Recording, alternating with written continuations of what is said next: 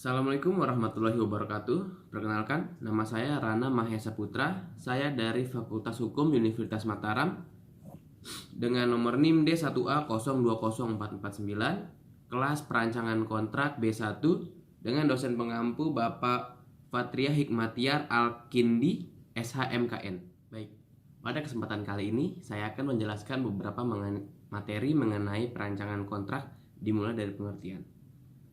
Perancangan kontrak dalam bahasa Inggris disebut dengan kontrak drafting. Dalam bahasa Indonesia paling tidak dikenal dengan 3 istilah yang berkaitan dengan perancangan atau drafting, yaitu 1.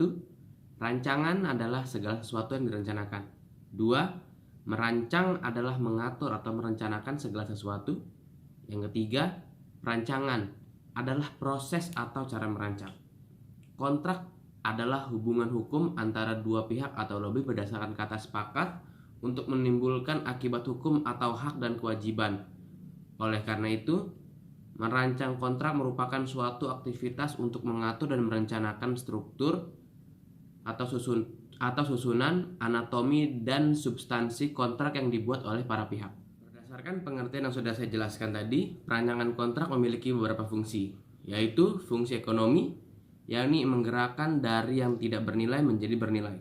Yang kedua itu fungsi hukum, yakni merupakan instrumen hukum atau sebagai alat bukti. Selain memiliki fungsi dalam perancangan kontrak, ada pula beberapa asas yang berlaku. Yang pertama itu asas kebebasan kontrak.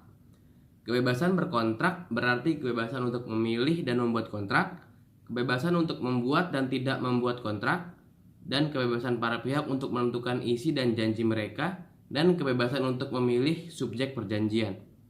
Yang kedua itu ada asas konsensualisme, yaitu para pihak yang mengadakan perjanjian itu harus sepakat, setuju, atau seia sekata mengenai hal-hal yang pokok dalam perjanjian yang diadakan itu. Asas ini tercantum dalam salah satu syarat sahnya perjanjian menurut pasal 1320 KUH Perdata. Yang ketiga ada asas pacta sunt servanda. Istilah pacta sunt servanda berasal dari bahasa Latin yang berarti janji harus ditepati.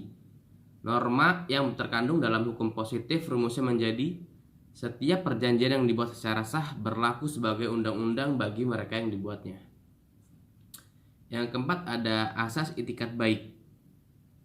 Asas itikat baik dalam pelaksanaan perjanjian adalah berarti kepatuhan, yaitu penilaian terhadap tanduk suatu pihak dalam hal melaksanakan apa yang telah dijanjikan dan bertujuan untuk mencegah melakukan yang tidak patut dan sewenang-wenang dari salah satu pihak.